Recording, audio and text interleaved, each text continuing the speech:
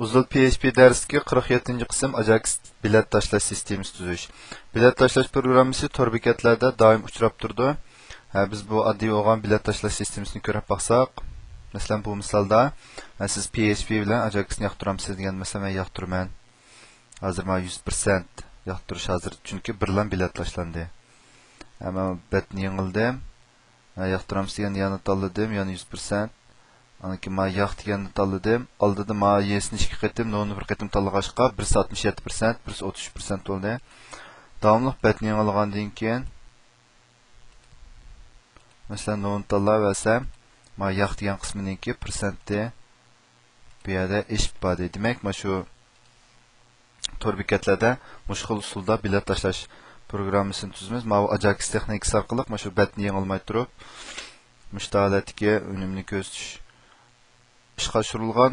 Bu qanday ishga oshirilgan deganda, masalan, bu yerda qaraydigan bo'lsak, HTML sonliq uchur jadvalidan birsi bo'lmasa bo'lmaydi. Bu yerda masalan mana bizniki, mana inputniki on click meyadagi get word orqali meyadagi qiymatni meyada yuklab berish, 0 yoki 1 degan ikki qiymatni yuklab berish.